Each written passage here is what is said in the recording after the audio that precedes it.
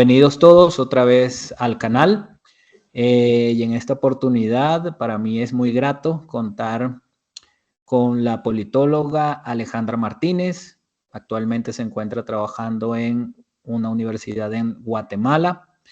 Pero como todos los venezolanos, le hacemos seguimiento al caso Venezuela y pues ella está bastante activa a través de redes sociales y a través de diversos documentos, dándonos análisis, criterios y reflexiones sobre la situación actual en Venezuela, ¿sí? Además de esto, compartimos, no sé, yo le dije que pensaba presentarla así. Creo que representamos a una generación nueva de politólogos venezolanos heterodoxos. ¿Heterodoxos en qué sentido? En que pensamos y reflexionamos por fuera de los moldes y de los esquemas y los marcos de la democracia liberal tradicional. Y creo que, bueno, vale la pena tener entonces esta charla y este espacio con Alejandra. Nuevamente, Alejandra, muchísimas gracias por estar acá, por compartir con la audiencia de este canal. Usualmente muchos son estudiantes míos, pero bueno, esperemos que cada vez seamos más. Entonces, muchísimas gracias otra vez y bienvenida. No, Luis, gracias a ti por la invitación, que estaba pendiente desde el año pasado. Desde 2024 se atravesó la Navidad, pero bueno, menos mal que ya pudimos concretar esta conversación. Excelente. Bueno, entonces, ¿te sientes cómoda con el calificativo de politóloga heterodoxa y crítica a los esquemas analíticos de la democracia liberal? Bueno, fíjate que yo no estudié ciencia política, ni en mi pregrado ni en mi maestría. Mi pregrado es en historia y mi maestría es en historia. Se podría decir que soy una historiadora al cuadrado. Pero, y si saco el doctorado en historia, del cubo, pero ya el doctorado no lo pienso hacer en historia. Pero, o sea, yo lo explico en dos vertientes, ¿no? O sea, siempre me ha seducido la política. En Venezuela, cuando estuve en Venezuela, hice activismo en algunos partidos políticos. En las juventudes, primero estuve en Voluntad Popular, después estuve en Acción Democrática. Ese primer año que Acción Democrática estuvo en la directiva de la Asamblea Nacional, y después, bueno, ocurrió en mí un extrañamiento de la política partidista en Venezuela, como probablemente le pasó a muchos jóvenes de mi generación. Yo soy de la generación de 2007-2008. Ocurrió en mí como un extrañamiento y dije, bueno, yo quiero entender qué es la política en esencia. Me conseguí con un libro que se llama precisamente La esencia de lo político, de Julian Freund. Y estos años que he estado en Guatemala, pues me he dedicado a estudiar filosofía política y teoría política, historia de las formas políticas, historia del pensamiento político. Pero bueno, o sea, no es que no me sienta cómoda con el mote de politóloga, pero en honor a la verdad soy como una historiadora prestada al análisis político, ¿no?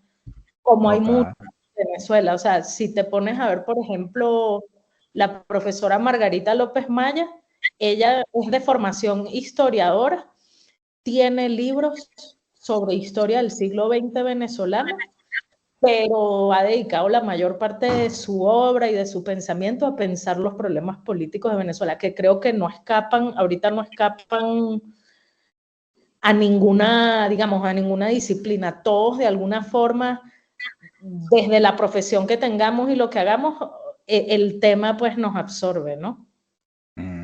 Excelente. Bueno, chéverísimo eso. Yo de verdad pensaba, estaba totalmente convencido de que sí hacías parte de nuestro gremio de politólogos, pero como tú señalas, en efecto, los vínculos son múltiples y buena parte de nuestro mainstream actual en la ciencia política proviene de historiadores, ¿no? Michael Bueno, yo creo Mann. que un politólogo que no sepa historia adolece de muchísimas categorías de análisis.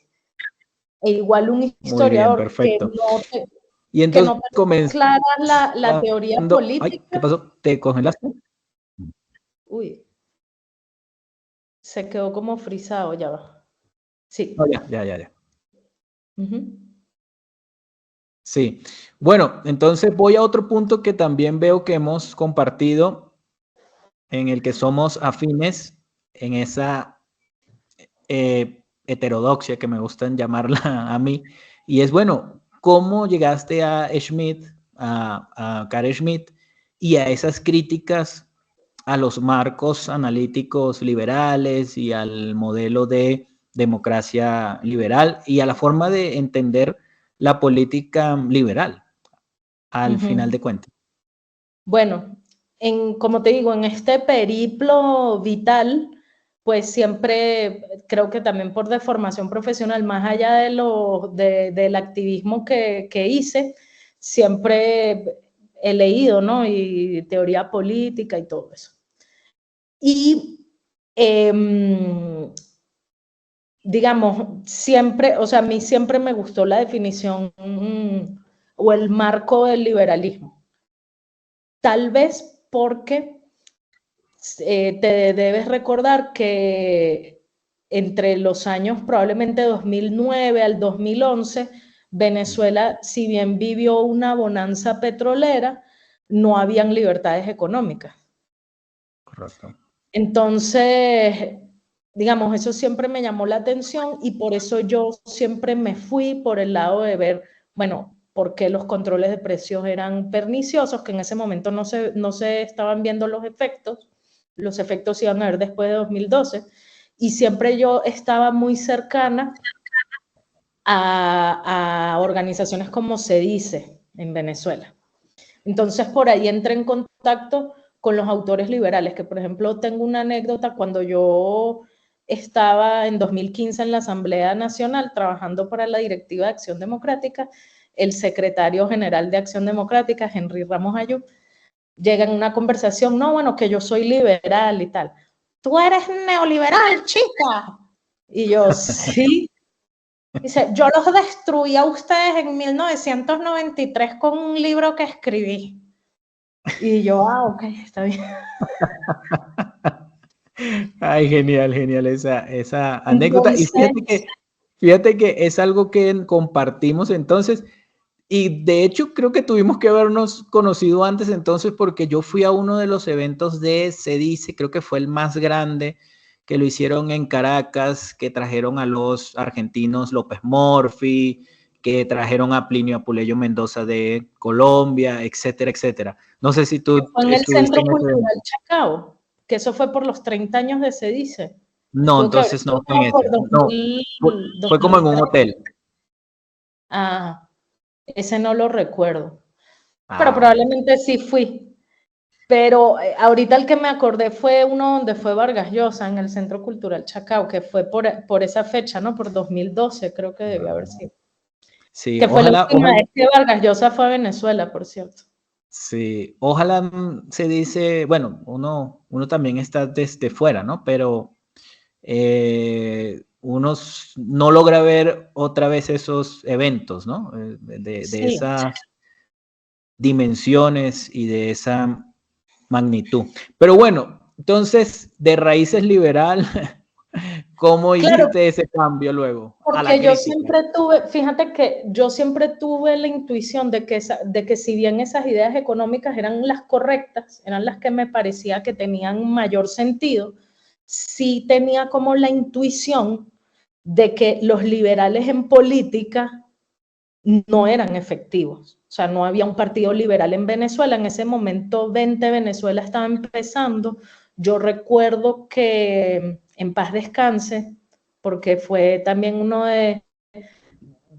un pilar intelectual para mí, el profesor Roberto Lovera de Sola, me había dicho, se murió hace poco, hace como un mes, él me dijo en algún momento, mira chica, vente a unas reuniones me imagino que era en la quinta esta, en el Bejucal, donde después fue la sede 20 por Tarsilandia, estamos haciendo unas conversaciones y tal, no sé qué, para un partido que está formando María Corina. Y yo como que, bueno, sí, nunca fui, o creo que fui a una y ya no fui más porque no me gustó, pues porque yo, o sea, digamos, no era algo formado en ese momento. Y fui por deferencia con este profesor, pero no, o sea, yo decía, ok, perfecto, estamos aquí hablando de pajaritos preñados, o sea, estamos hablando del sexo de Los Ángeles, pero la política real, digamos, en ese momento, o sea, hoy 20 Venezuela es otra cosa, probablemente es el partido, con todo lo diezmado y lo perseguido que está, es el partido probablemente más organizado que queda en Venezuela en estos momentos, y la organización que demostraron para las elecciones de 2024 fue impresionante, pero en ese momento eran nada. Claro. Entonces yo dije, mira, yo prefiero quedarme con estos viejos adecos que son un bochinche, pues, o sea, y no se meten conmigo, etcétera. Y yo siempre como peleando ciertas ideas económicas, a la que el partido, históricamente hay una ala que siempre todavía sigue estando muy cerrada, ¿no? O sea, el ala que ven como traidor a Carlos Andrés Pérez, sobre todo en su segundo gobierno y todo eso. Pero digamos, yo siempre, si algo me he caracterizado, es que, digamos, en Guatemala también, a mí no me quita ni me pone hablar, tener un amplio espectro, o sea, relacionarme con mucha gente. Eso no quiere decir que yo claudique en mis principios y en mis ideas, que las tengo muy claras, pero, digamos, yo no tengo rollo en sentarme a hablar con un socialdemócrata, en sentarme a hablar con un liberal o con un conservador. Y ese es un poco como ese periplo mío. A Schmidt cuando llego aquí a Guatemala y entro en contacto con las ideas de un autor hispano que también murió hace poco, murió en diciembre del año pasado, el maestro Dalmacio Negro Pavón, y me persuade muchísimo, porque esa intuición que yo tenía de que, de que el liberalismo era correcto en sus planteamientos, desde el punto de vista moral, desde el punto de vista del deber ser, digamos, había como un divorcio de lo que es la acción política. Y a muchos liberales no les gusta la acción política, dicen que la política es sucia, es cochina, que todos los políticos son corruptos, que todos los políticos son el mal. Por ejemplo, más o menos el discurso que tiene Javier Milei, aunque en el caso de Milei sea retórico nada más, porque es un político en todo el aspecto, ¿no? Piensa políticamente y actúa políticamente. Pero la mayoría de los liberales tienen el discurso de Javier Milei sumado a un inmovilismo total en política. Son como, siempre digo, son como unos pepegrillos que andan ahí diciendo, bueno, esto está mal, etcétera, pero nunca se atreven a mojarse con nada.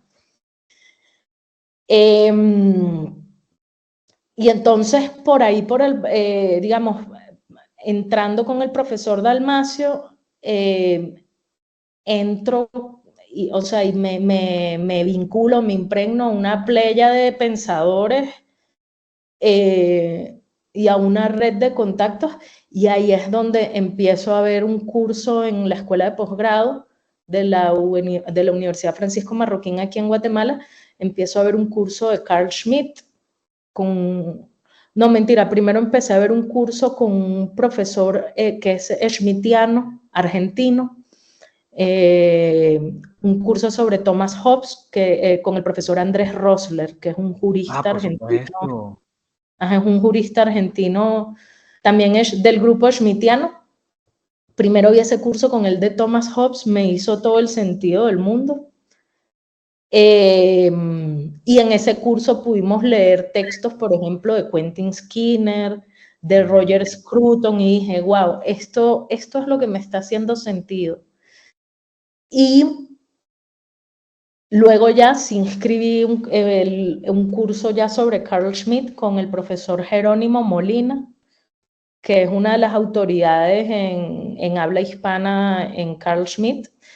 Y luego, como me quedé con ganas de más, le propuse a Jerónimo y a la escuela de posgrado, y la escuela de posgrado fue lo suficientemente abierta para hacer la continuación, un curso sobre Julian Freund, que Julian Freund es un discípulo de Carl Schmitt, es un sociólogo francés, y es como una especie de continuador de la obra de Carl Schmitt, la amplió mucho. Y claro, como Carl Schmitt siempre fue como un autor maldito en Europa durante mucho tiempo, por su vinculación al nacionalsocialismo, Julian Freund tuvo problemas para quien podía tutorear su tesis doctoral en la Sorbona.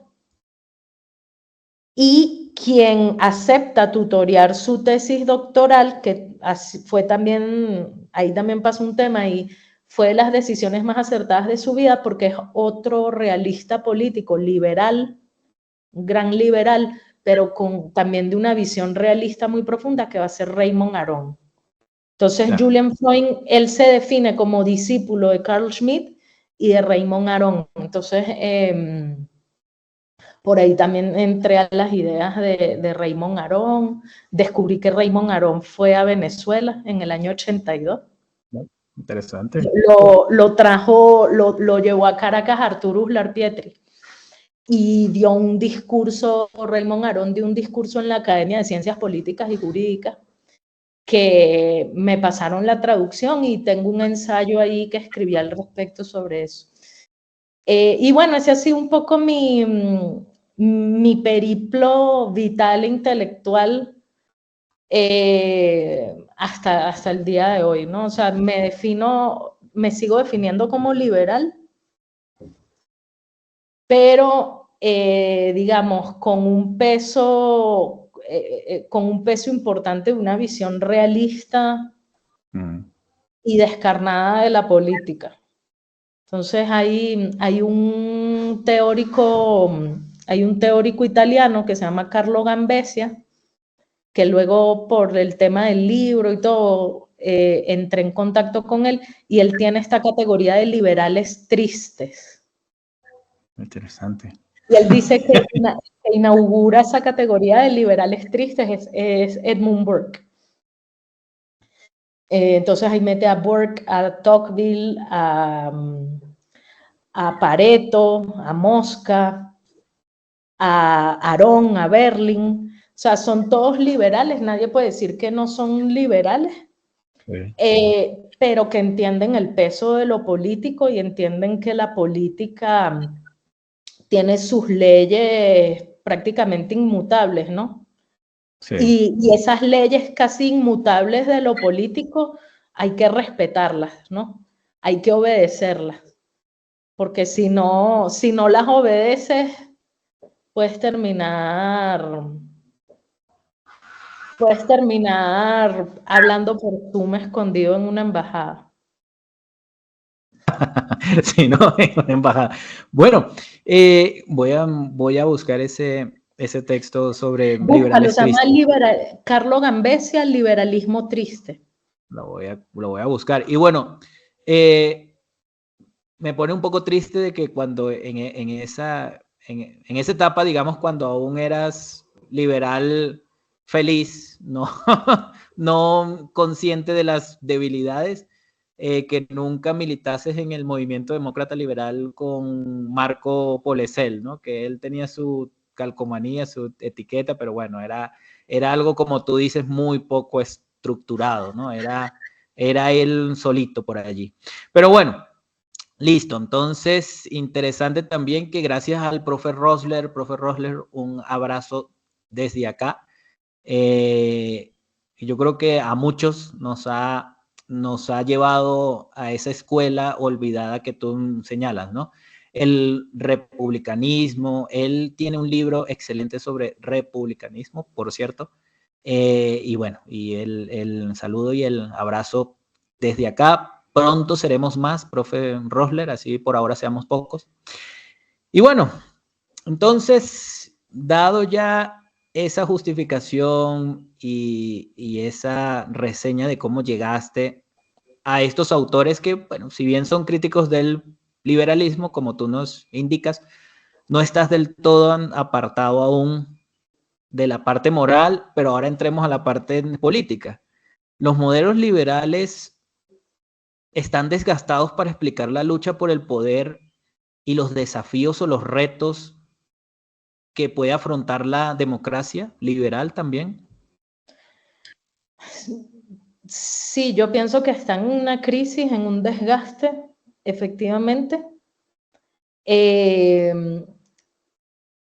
Digamos, hubo un primer relato liberal en el siglo XIX que se encuentra con la cruda realidad de la Primera Guerra Mundial, y allí ese primer liberalismo sufre, como que le dieron un derechazo, y no cayó por nocaut, pero casi. Luego, luego de la segunda posguerra, hay como un nuevo auge en donde Estados Unidos va a adoptar un rol importante como salvador de Europa, y ese es el modelo que ahorita estamos viendo que está en su ocaso, ¿no? Fueron 80 años de una paz política, ciertamente, que tuvo una primera fase hasta el año 89 y luego una segunda fase digamos, del año 89 hasta el presente, pero todo eso forma parte de un gran ciclo, 80 años de paz política, en donde las ideas liberales, digamos, vuelven a tener como un segundo aire, como un respiro, y yo siento que ya obviamente, como diría el profesor Dalmacio Negro, todo credo secular, toda ideología moderna en el fondo es un credo secular, es una religión política. Y como todo credo secular y como toda religión política, nunca va a ser lo suficientemente buena o absoluta para llenar, digamos, para llenar esos absolutos, perdón la redundancia, pero o sea, nunca va a ser lo suficientemente buena para llenar esos absolutos. Entonces, obviamente, por ende, las religiones políticas que nacen desde la Revolución Francesa, y el liberalismo es una religión política, o sea, se desgastan más rápido, entran en crisis más rápido. Y eso es lo que estamos viviendo. ¿Creo yo que es una crisis definitiva? No lo sé. Yo todavía tengo la esperanza de que el liberalismo pueda salvarse de sí mismo. Con algunas cosas muy prácticas, ¿no? O sea, que tiene que ver con el desmontaje de cierto, o sea, el desmontaje de ciertas cláusulas sociales de los estados de bienestar, todo este tema de recortar gasto público, limitar toda esta política de las identidades y todo eso. Con eso, digamos, sometiendo a dieta, poniendo en un régimen de dieta a ese estado de la posguerra elefantiásico, pudiéramos de alguna forma revertir esa decadencia. Yo, digamos, tengo esa visión no tan fatalista, pero sí ciertamente pareciera que estamos en el fin de algo, o sea, el fin de una cosa y estamos pasando como otra, que no estamos entendiendo muy bien. Estamos en un tiempo como de bisagra entre un mundo y otro.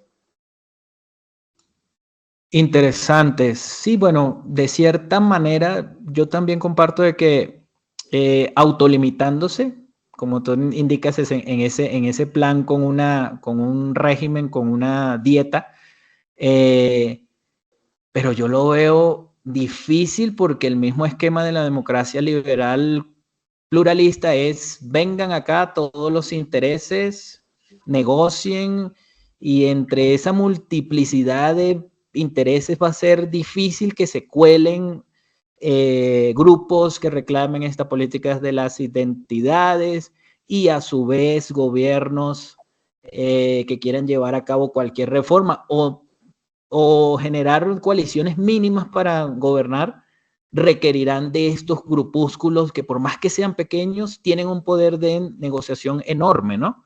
Sí, es la Entonces, tesis del Estado total de Schmitt, ¿no? Que para Schmitt el Estado total no es ese Estado centralizador, sino el Estado total para Schmitt es el Estado, o sea, y él lo define, o sea, en la República de Weimar, que era digamos, el Estado liberal por excelencia, liberal socialdemócrata por excelencia.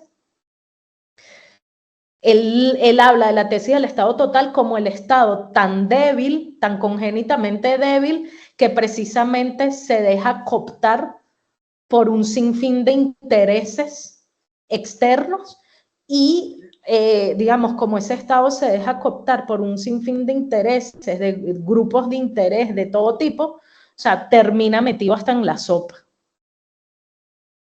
Entonces, para Schmitt, contrariamente a la idea, por ejemplo, puede ser una idea como más arendtiana, para Schmitt el estado total es precisamente el estado débil.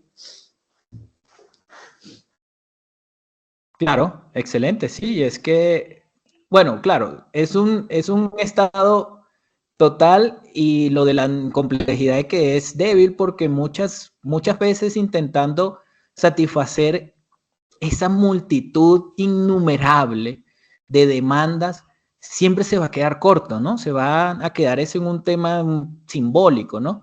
Mientras necesidades y prioridades de los grupos mayoritarios son desatendidas o también caen en ese juego de mera retórica y mera acción simbólica, ¿no? Y bueno, ya que entramos en eso y a pesar de que tú enseñaras que no eres tan pesimista, eres un poco más optimista, poniéndonos en el lado pesimista, y es que las demandas sigan creciendo, el Estado difícilmente logre satisfacer a todos. Hay muchos liberales que señalan, no hay problema, tranquilos, las instituciones, hay unas instituciones fuertes, hay una división de poderes fuertes con la que vamos a atajar o a retener cualquier propuesta, cualquier acción que vaya a desmontar este esquema, este sistema de democracia liberal que está impuesto. Entonces, mi próxima pregunta es eso. ¿De verdad podemos confiarnos tanto en esa fortaleza institucional que muchos liberales señalan? Evidentemente no. Y, por ejemplo, en el caso de América Latina es palpable. O sea, pongamos, por ejemplo, el caso de Venezuela, pero como en los últimos 20 años, en las últimas décadas, prácticamente la institucionalidad fue galvanizada por un discurso iliberal. Con las características, como siempre digo, o sea, el chavismo entra dentro de esos iliberalismos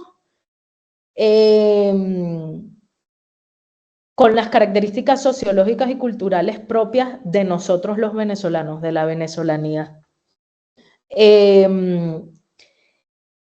Y la prueba de eso es, bueno, y así otros otros tantísimos proyectos que se han llamado últimamente populistas, pero a mí esa categoría no me gusta, porque esas categorías omniabarcadoras que significan todo, al final no significan nada, porque si populista es desde Javier Milei hasta Daniel Ortega, evidente hay algo que está mal es con la categoría populismo, ¿no?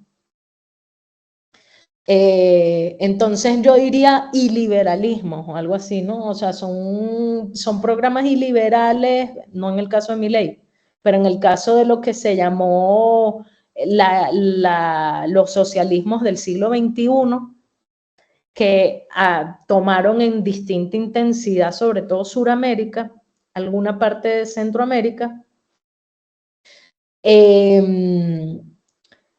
Vemos cómo se arrasó, o sea, se galvanizó completamente la institucionalidad. Por ejemplo, lo que pasó en México el año pasado con la reforma judicial. O sea, eso fue como hacer así. Y desapareciste la independencia judicial en esto. Claro, no sé si en Europa pudiera ser tan sencillo como fue aquí. Tiene que ver, que no sé si lo vamos a hablar después, tiene que ver con la historia y la formación del Estado en América Latina. O sea, eso tiene respuestas históricas indudables. La historia de cómo se crea el Estado en América Latina. Si es que podemos decir que tenemos, o sea, que aquí en este lado bebemos de la estatalidad o la estatalidad está totalmente lograda. Excelente, pues más adelantico tengo una pregunta alrededor de esto de la construcción estatal. Y me parece interesantísimo que traigas ese ejemplo, el de México. Reciente, hace poco publiqué una pequeña columna reflexiva sobre el tema. En efecto, yo creo que en Europa eso no ocurriría, pero creo que más que todo, además de la historia con la construcción estatal, y aprovecho y traigo ese tema también, es que creo que en Europa no sean, digamos, el sistema jurídico, tanto jueces como abogados litigantes, etcétera, no se han entregado tanto al activismo judicial como en América Latina. En América Latina, por el contrario, los jueces pues se han creído de verdad el cuento de que ellos pueden ser jueces Hércules y venga, ciudadanía, demande lo que usted quiera, nuevamente a este juego del pluralismo de todos los grupos sociales vengan y demanden que el Estado está acá para satisfacer todo, ¿no? Entonces en América Latina creo que sí caímos en, el sistema jurídico cayó ciegamente, está confiado en que el activismo judicial es la salida al inamovilismo de los sistemas políticos. Y creo que eso mismo es lo que en México hizo que las personas dijeran, bueno, pues el problema no es el sistema administrativo, político que colapsa, no, el problema son los jueces que tienen unas acciones para defender nuestros derechos, cuáles, lo que sea, n número. Entonces, ¿por qué no? Probemos con jueces electos, ¿no? Lo cual, si bien es peligroso, no deja de tener sentido dentro de este mismo marco del activismo judicial. No sé si con Rosler tuvieron la oportunidad de hablar sobre eso, porque Rosler es supremamente crítico al activismo judicial, al interpretativismo, a todos estos elementos. Sí, fíjate que a mí me encantó un ensayo que él nos puso a leer y fue así como nos puso a leer, porque el profesor Rosler es así como bien, tiene un tipo de humor como bien irónico. Entonces nos puso a leer un ensayo de Roger Scruton donde él está criticando a Dworkin precisamente por el tema del interpretativismo. Y entonces, en una parte del ensayo que yo no me la esperaba, pero me reí mucho y dije, sí, es verdad, Scruton dice, bueno, y hay otro que es igual que Dworkin, o sea, es un moralista de la ley y es un interpretativista, solo que está del otro lado, que es Friedrich Hayek. Ambos son unos moralistas de la ley, y por ende, o sea, si bien ambos están en las antípodas ideológicas, digamos, el core de moralizar la ley es el mismo, solo que obviamente a los liberales nos gusta más la moralización de Hayek que la de Dworkin, ¿no? Pero esas son las verdades intolerables de que te puede decir un realista político, que obviamente te descalabran, ¿no? Entonces, digamos, eso fue espectacular, leer ese ensayo. Sí, aquí en Colombia eso causaría un revuelo enorme porque los jueces de verdad se creen que ellos pueden ser los más interpretativistas, pero que son objetivos, imparciales, que no tienen color político, que cuando ponderan lo hacen libres y logrando ese ideal de justicia, que es un término tan etéreo que es difícil llegarle, ¿no? Pero buenísimo, y por favor, jueces y miembros del sistema jurídico en Colombia, por favor, presten atención a esto. Y bueno, y paso ahora a ese tema de la construcción estatal, precisamente que tú nos estabas comentando, y a la democracia, y es en el haciendo referencia a este texto que ya se convirtió en un mainstream en la ciencia política, de Charles Tilly, Guerra y Construcción Estatal. Él en la parte final, cuando aborda, bueno, cómo ha sido el modelo por fuera de Europa, ¿sí? Entonces señala, palabras más, palabras menos, lo voy a parafrasear un poco, es que en Europa que se lograra consolidar el Estado y que hayan surgido democracias y derechos civiles fue básicamente un milagro, ¿no? Básicamente fue el milagro de que esas luchas por la construcción estatal se hayan dado en esos siglos, que la diferencia en términos de poder militar entre la sociedad civil y estas élites que se estaban comenzando a constituir como élites estatales no fuese tan poco equilibrado, ¿no? Eso fue lo que hizo que el milagro pudiera darse en Europa. Al resto del mundo, lamentablemente, nos tocó otra época en la que el desequilibrio es mucho mayor. Las fuerzas estatales hoy día son ridículamente superiores a la que podrían organizar una sociedad civil, ¿no? Entonces, en ese marco, la pregunta sería, ¿hay posibilidades de tener ese milagro de una construcción estatal y de democracias sólidas en América Latina? Mira, es tremendamente difícil y esa es una de las razones por las cuales yo me he ido, digamos, más por la parte de teoría del Estado y historia del Estado, precisamente para rastrear ese problema. Allí, obviamente, mi referencia es el maestro Dalmacio Negro Pavón, en el libro La tradición liberal y el Estado. Luego hay otro libro también de un politólogo estadounidense que va por la línea de Tilly, pero es más realista. Es un mormón conservador, se llama Bruce Porter, y se llama precisamente War and the Rise of the State, que yo sepa todavía no está traducido al español. Entonces, Porter, precisamente desde una visión más conservadora y más realista, llega a un punto que siento que Tilly pasa por alto, porque si bien la guerra no es como tal el origen, o sea, la guerra es un medio para la creación del Estado, pero no es el origen del Estado. sea, el Estado es un artificio que aparece en el siglo XVI, entre el siglo XV y XVI en Europa, que ciertamente tiene que ver con la guerra, porque los primeros estados europeos van a aparecer en torno a los reinados o las monarquías que supieron, o sea, que pudieron ganar por un poderío militar. Ahí entra mucho el tema de la pólvora. El profesor Dalmacio dice, la pólvora fue, cuando los europeos empiezan a utilizar la pólvora, ahí está el origen de la creación del Estado.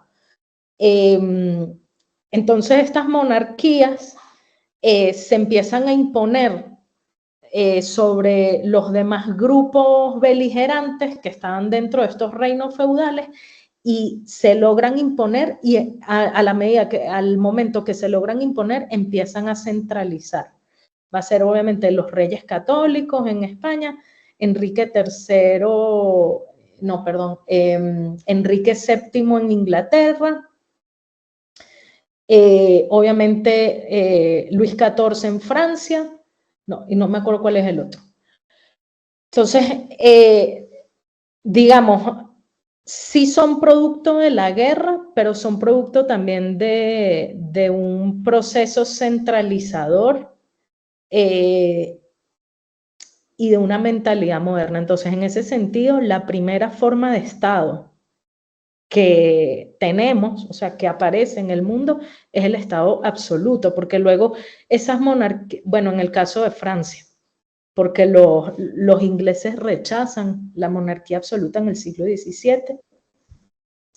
Los españoles intentan hacer la monarquía absoluta en el siglo XVIII y medianamente la logran, pero no tan logrado como ocurre en Francia, digamos. Entonces, el Estado absoluto francés va a ser como esa muestra maestra.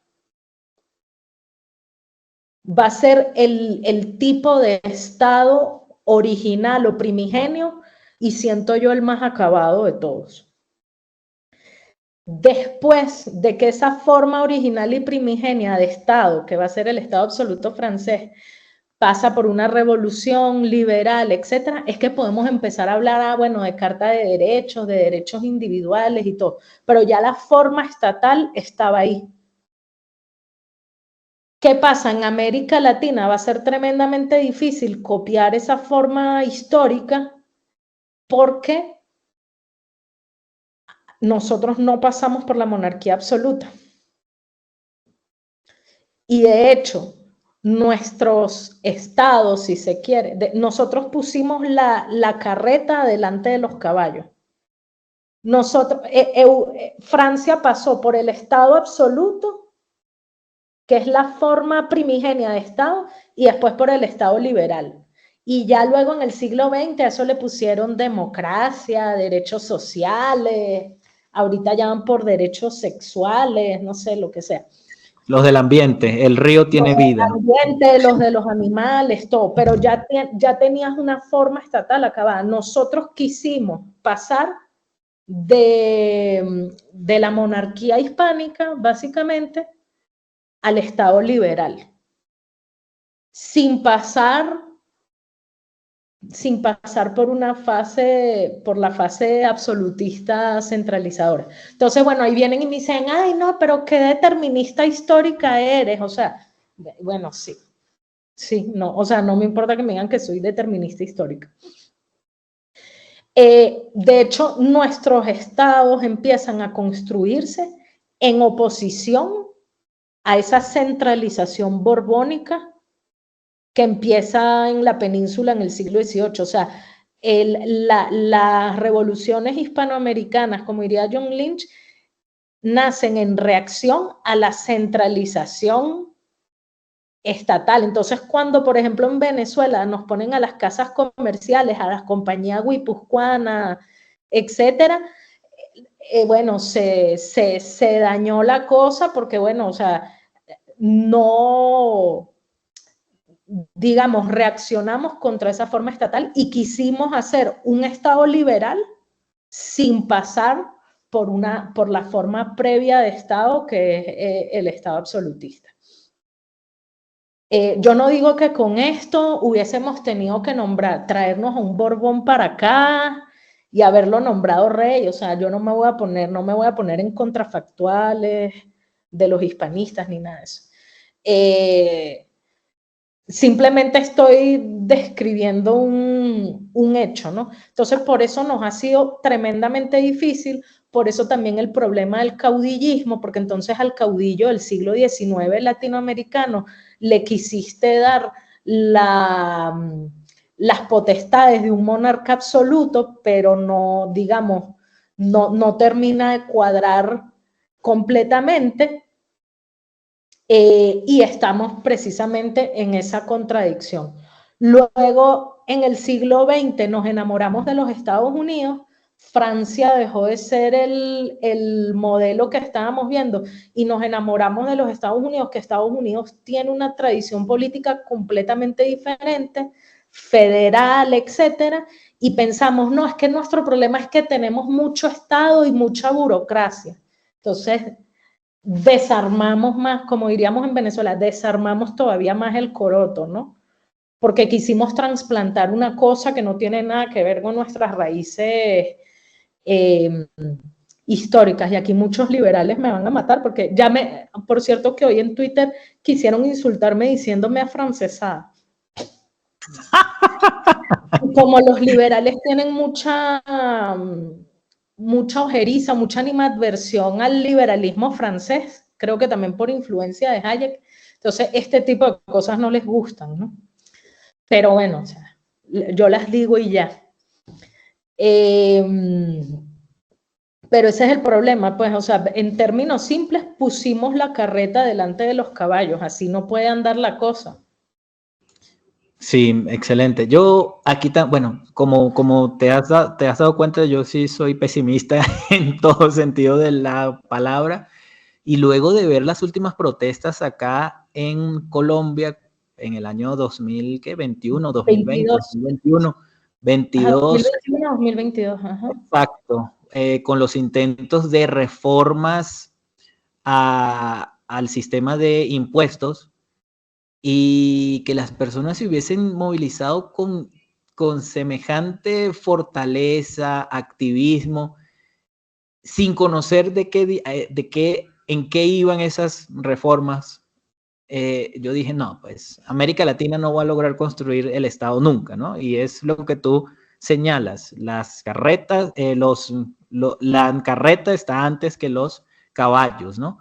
No hay forma de detener este tema de las protestas. Uno ve, y Francia tiene un régimen bastante estricto para las protestas. Nadie puede andar con capucha. Si los detienen luego de haber generado daños a la propiedad privada, pública, lo que sea, son penas importantes, ¿no? Y uno ve que acá en América Latina las penas son mínimas si es que existen, ¿no? Y lo de andar con capucha y con un arma casi que se han convertido en un derecho. Son cosas tremendas, ¿no? Pero bueno, por cierto, te iba a comentar, ya que vi que estás trabajando una línea comparada y de todo, desde el siglo X hasta el siglo XX, por allí hice una reseña crítica a un texto de una autora griega, Débora Bukuyanis. Tiene un texto que se llama Reyes como jueces, King as Judge, y me pareció genial. Búscalo, bueno, busca primero mi reseña que está ahí en la revista Análisis Político de la Universidad Nacional de Colombia. Y creo que te va a interesar mucho porque la autora compara el arquetipo inglés con muchos otros, con el francés, con el español que tú comentas, con las repúblicas italianas, con los cantones suizos, sí, etcétera, etcétera, etcétera, y me parece que tiene unas cosas brillantes allí y que hacen esto que tú nos advertiste. Y es que Tilly tiene muchos vacíos, ¿no? Tilly es buenísimo, digamos, es el marco general, pero de que hay muchos vacíos allí en Tilly no hay ninguna duda, ¿no? Y creo que este texto llena mucho de esos vacíos que tiene Tilly. Bueno, listo. Ahora sí entremos a lo que quizás muchos están esperando. Sobre todo las personas que, bueno, a diferencia mío, son optimistas aún y esperan un cambio en Venezuela con las condiciones actuales, con los liderazgos actuales, con la comunidad internacional actual, etcétera. Y entonces, entrando en Venezuela, la primera pregunta es, ¿qué pasó el 10E? ¿Por qué no ocurrió esas promesas que vendieron a toda la población, a la comunidad internacional, etcétera? ¿Qué fue lo que pasó ese 10E? Bueno, o sea, básicamente, te lo puedo decir en términos schmittianos o en términos más terrenales, o sea, básicamente es que el control del territorio, el nomos de la tierra, lo tiene Nicolás Maduro, lo tiene el régimen venezolano. En ese sentido, la idea de soberanía popular en Venezuela en estos momentos es un discurso, o sea, moral,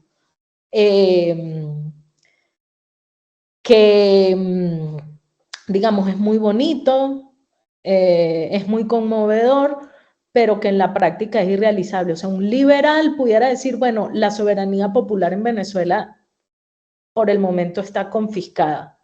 Un jovesiano diría, nunca hay soberanía popular. Pero a lo que vamos es que en estos momentos el soberano encarnado en la figura que gobierna, o sea, que es básicamente el que toma la decisión, el que tiene en su poder la decisión, el que decide sobre la excepción, es el que efectivamente controla el territorio y lo demostró el 10 de enero. O sea, el 10 de enero, pero es que ya te acuerdas que en 2019 pasó algo parecido cuando te acuerdas que querían entrar por Cúcuta una ayuda humanitaria. Sí, sí, claro, por supuesto. Y de nuevo se impone el nomos de la tierra, digamos, de nuevo se impone la soberanía del Estado. Lo que vimos el 10 de enero fue la soberanía del Estado actuando, digamos, en su cara más terrible, ¿no? Nosotros, del lado de las fuerzas democráticas que todavía decimos, bueno, queremos que la política en Venezuela tenga un espacio para los partidos políticos y todo, o sea, estamos relegados a un discurso moral. Y moral que ya cada vez persuade menos.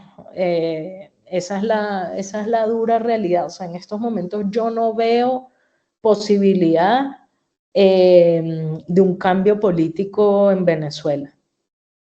Al menos como están planteadas las cosas. O sea, yo desde enero estoy haciendo un diagrama de estrategias, un árbol de decisiones. No lo he publicado porque si lo publico me caen en callapa todo el mundo, ¿no? Te pasa lo que le ocurrió al español, a Fonseca, que él mostró sus esquemas y lo criticaron mucho, porque lamentablemente no ocurrió lo que él esperaba.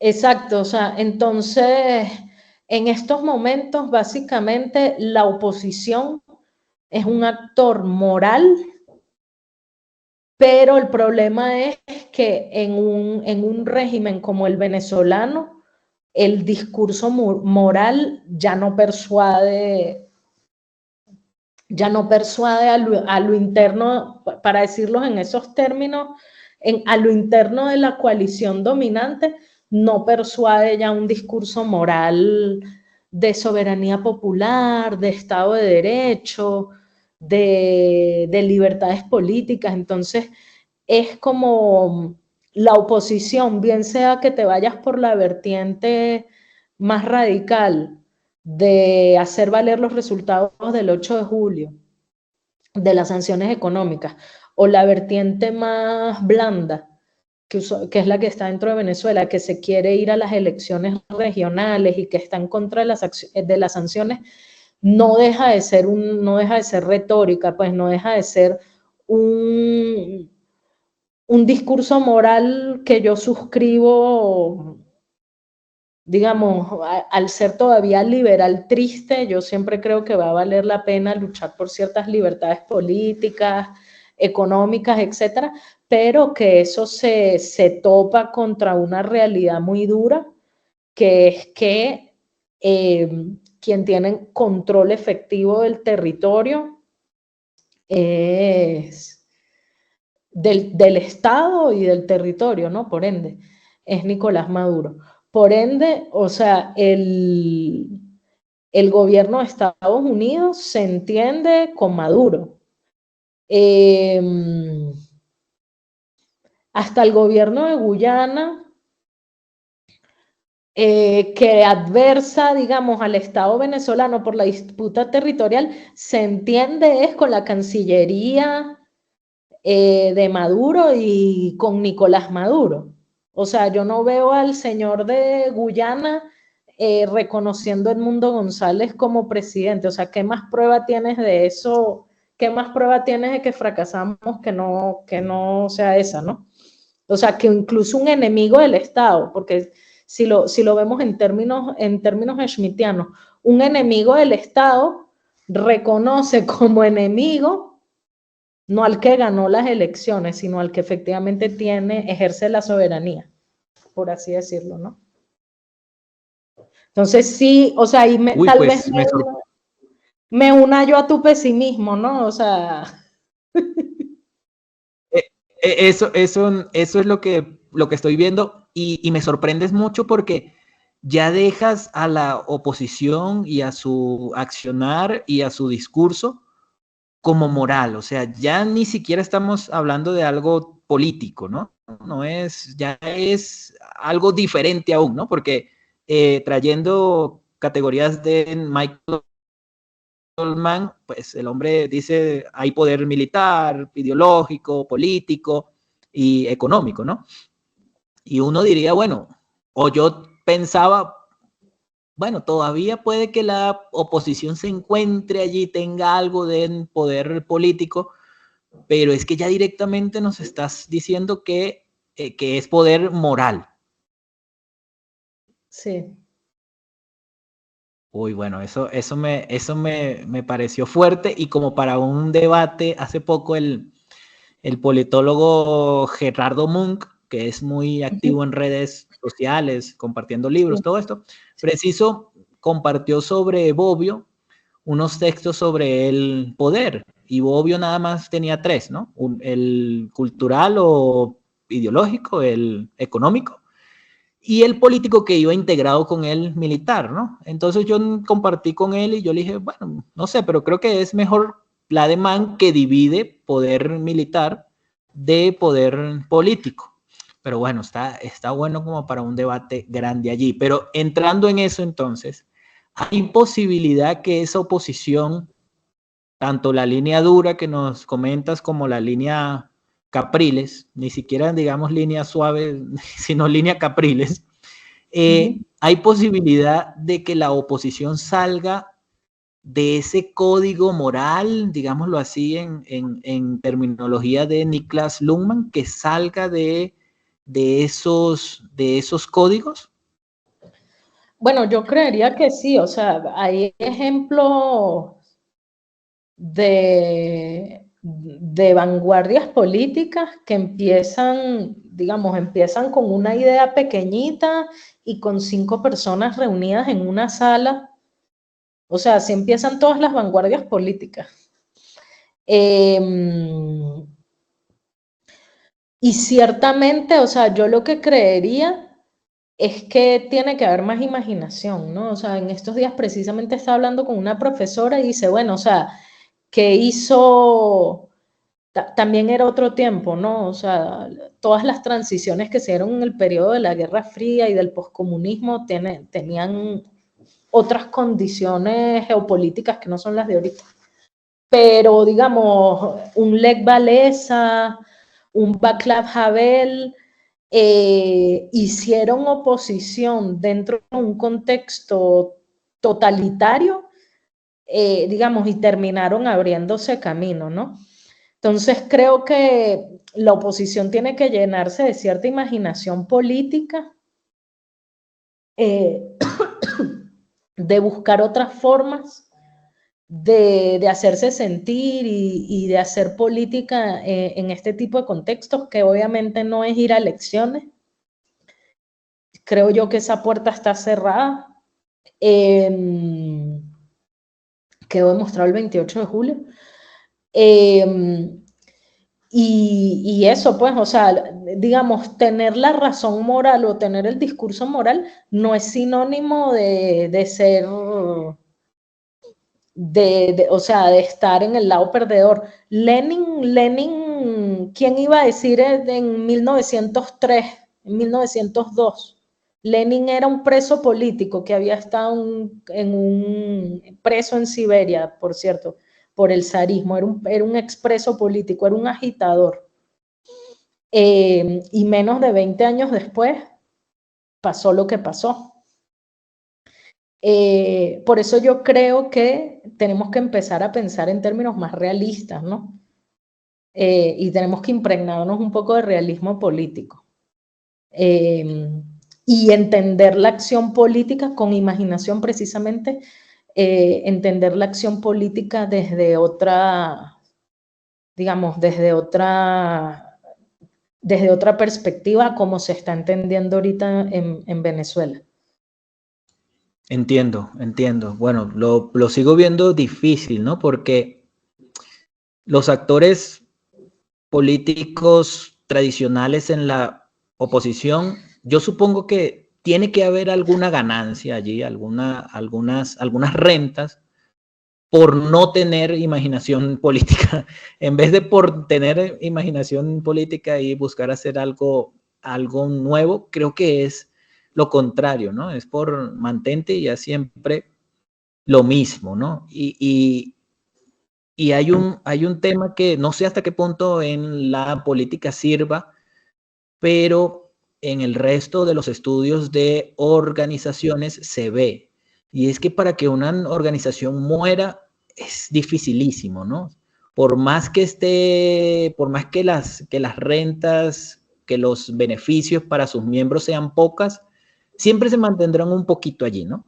Y entrarán personajes nuevos, más por incentivos simbólicos, digámoslo así, entrarán y se incorporarán, nutrirán esa organización, luego se acostumbran a estos beneficios, a estas rentas, así sean pocos, Es y se que, mantienen. ¿sabes qué? Esos análisis de teoría de grupos y todo eso, o sea, me gustan, son excelentes, pero precisamente ese marco es, digamos, lo que hace es evidenciar o sea, porque la democracia liberal está en crisis, porque precisamente la política se ha vuelto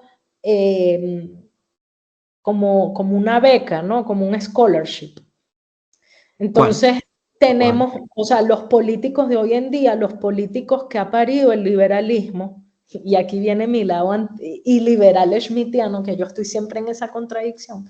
Lamentablemente, los políticos que ha parido la democracia liberal, entonces gente que quiere vivir de la política y tener como una bequita ahí, buscar rentas, pero no se plantean la búsqueda del poder como se ha planteado siempre, pues, o sea, pero es que mira, o sea, mira desde la edad de bronce, pues, o sea, no sé, ve la guerra de Troya hasta el presente, o sea, el poder siempre se ha planteado, o sea, en términos, o sea, de enemistades insalvables, de enemistades absolutas, de enemistades existenciales.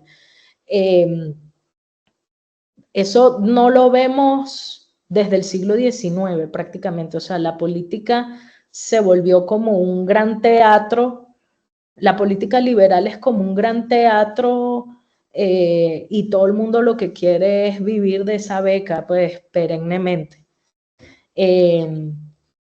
No sé si en algún momento ese velo se va a descorrer y el poder va a ser lo que siempre ha sido, va a ser lo que siempre ha sido desde, como te digo, desde el 2500 antes de Cristo hasta ahorita. Pero Digamos ese que allí, es uno de los problemas del liberalismo ¿sabes también. qué? Allí sí tengo una luz, una pequeña luz de optimismo al final del túnel, y es que ya a la oposición no le veo más caras para presentarnos, al menos nuevas, ¿no? Puede que nos reencauchen a Capriles con Botox nuevo, pero ya lo veo como que no hay más, ¿no? Así como hubo su generación de los que protestaban, John Goicoechea, Stanley González, etcétera, etcétera, etcétera, que después han tenido y han ocupado cargos y movilizaron, y creo que hasta cierto punto siguen moviendo. Creo que ya no se ve más, ¿no? Me parece que ya no habrían más. Bueno, ese, digamos, es mi última luz al final del túnel. Bueno, pasando a mi audiencia y para mis estudiantes colombianos, ¿cómo ves Colombia? Porque aquí hay un discurso de muchos, ya cada vez menos, ¿no? Pero en su momento, cuando Gustavo Petro gana las elecciones a la presidencia, su bancada es importante. En Senado fue la más grande, con una mayoría relativa, no es absoluta, pero bueno.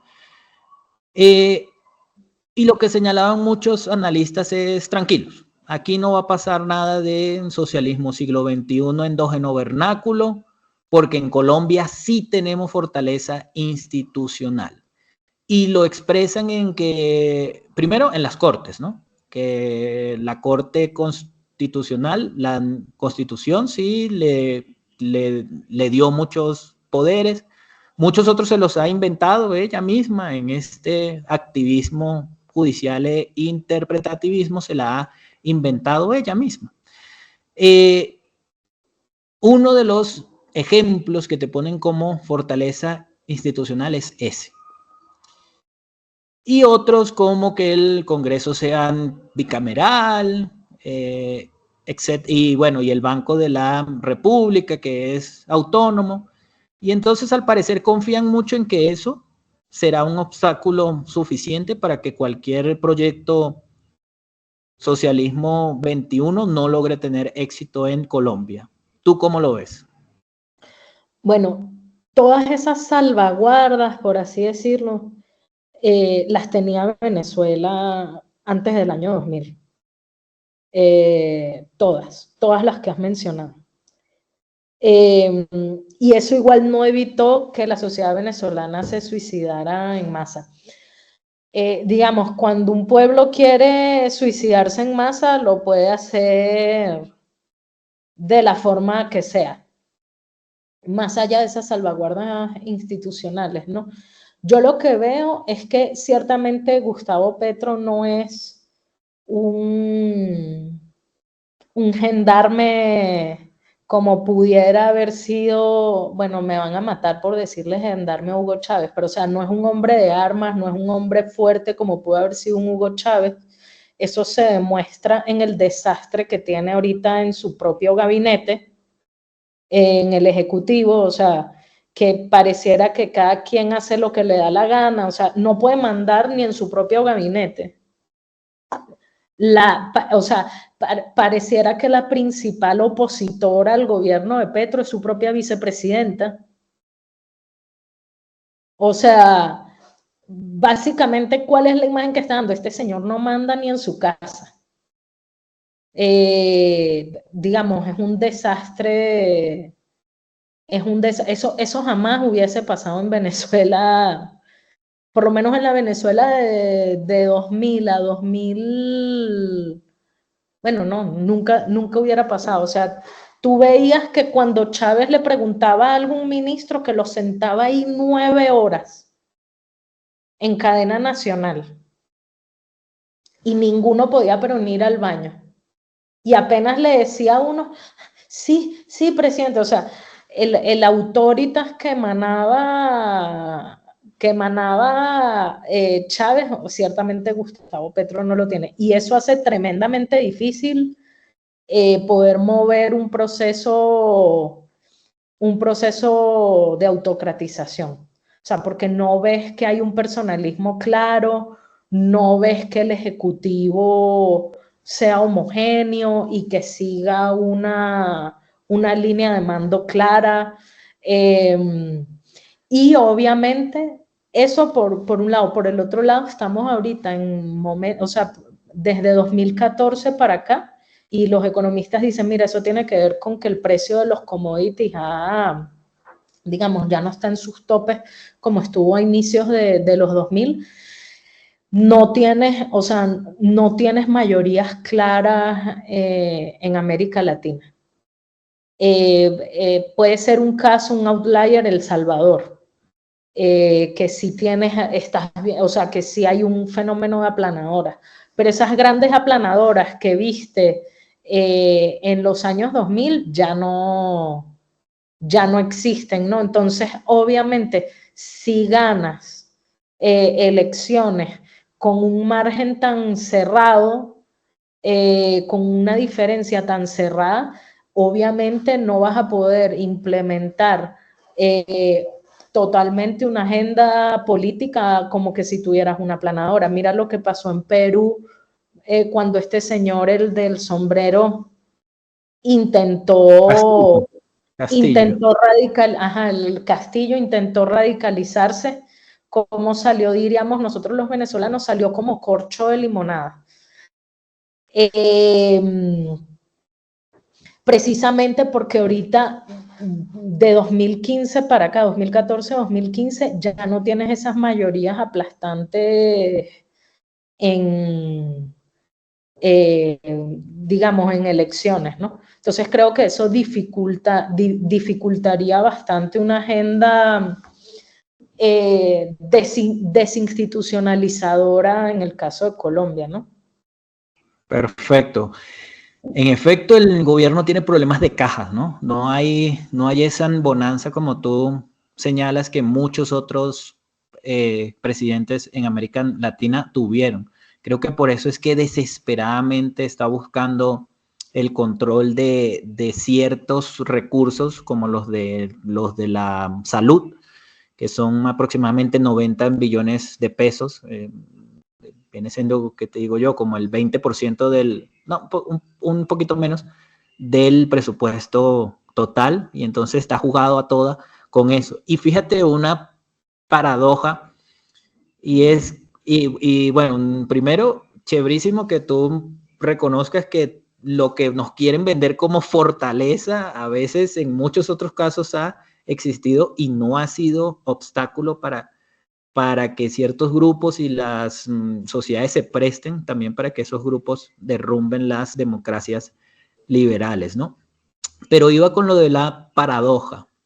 Venezuela, mal que bien, tenía un sistema de partidos estructurados fuerte antes del año 2000, ¿no?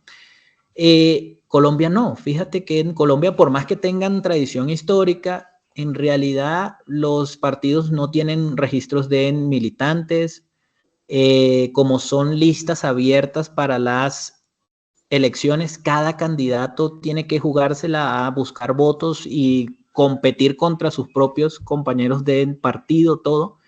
Y la paradoja es que a mí me parece que este factor que antes que una fortaleza institucional, sería una debilidad institucional, puede que sea lo que al final de cuentas termine salvando al caso colombiano. Porque eso impide, es un poco lo que pasa en Guatemala, o sea, el sistema está tan descentralizado, o sea, es casi que anárquico, que eso impide una concentración de poder por un largo periodo de tiempo, ¿no? Exacto. Y en el legislativo, por más que el gobierno intente controlarlos, negociar con tantos actores separados, cada legislador es él solo prácticamente, ¿no? Y así como para muchos señalan que ahí estaría la debilidad con la que el gobierno va a lograr pasar sus reformas, todo esto, yo paradójicamente creo que puede que allí esté más bien como la salvación. Y me resulta difícil reconocerlo porque yo soy de los que aspiro a tener una democracia moderna, con partidos sólidos, en los que votemos por partidos y no por personas y caras. Pero bueno, esas son las grandes Bueno, sí, yo también paradojas. quiero ser flaca y ganarme $2 millones, pues, pero la realidad siempre es la realidad. Sí, sí, así es. Bueno, y por último, para no seguirte quitando tiempo, es pasando a Guatemala. ¿Cuántos años llevas ya por allá? 7 años. ¿Cuánto? 7 años. Bueno, voy a Siete. cumplir 7 años. 7 años. Ah, tampoco mucho, desde 2017. Así. Bien, y como para tener el contraste con Colombia, para compararlo con Colombia, las preguntas serían, primero, ¿cuáles fueron los cambios en Guatemala después de los procesos de paz que hubo en ese país? Y la segunda pregunta es si encuentra similitudes y diferencias de la democracia guatemalteca con el caso colombiano. Bueno, ahí hay un tema pues que toca ciertas sensibilidades aquí en Guatemala, y me imagino que en Colombia también. Para el año 96, cuando se firman los acuerdos de paz, aquí Guatemala era, después de Colombia, el país con la guerra civil más larga de la región. Para ese momento la guerra civil tenía 36 años. Las cifras más exageradas dicen que son exageradísimas. Dicen que a lo largo de esos 36 años se asesinaron como a 150.000 personas.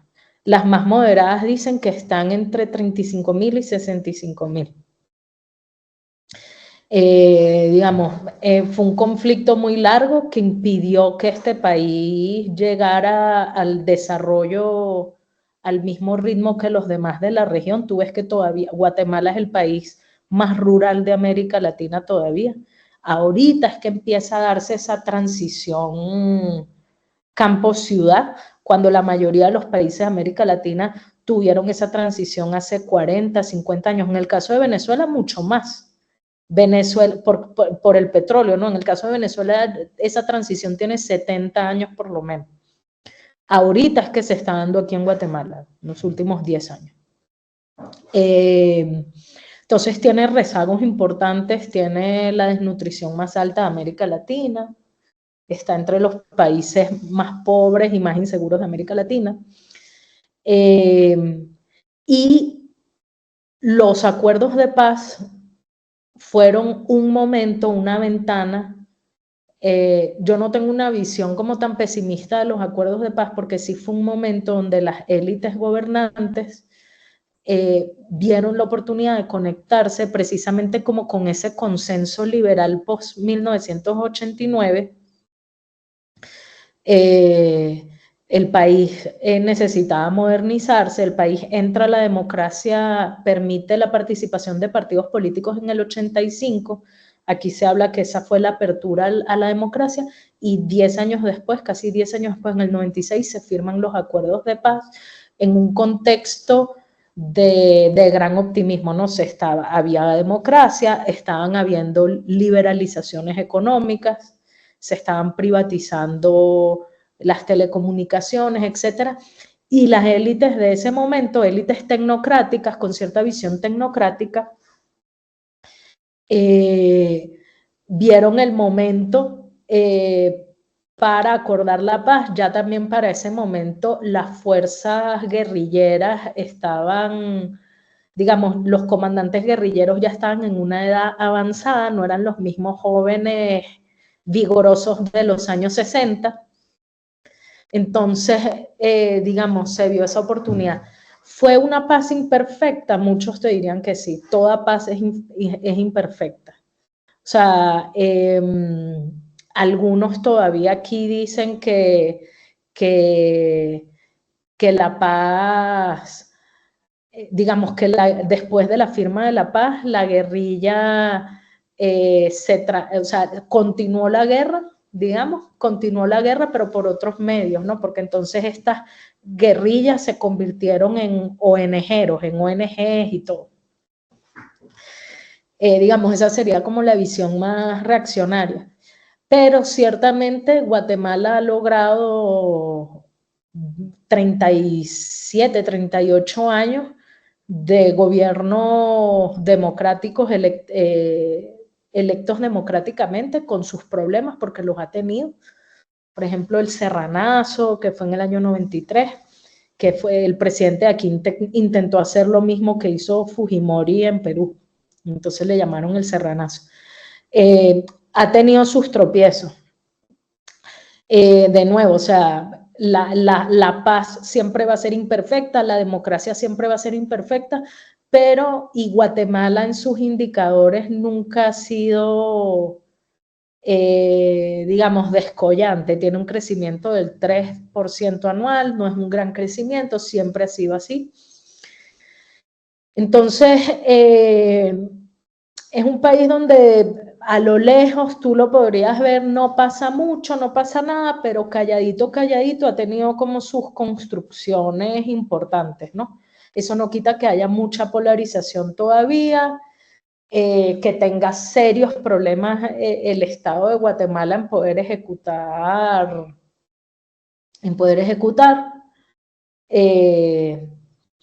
de hecho, Guatemala está catalogada por The Economist como un régimen híbrido,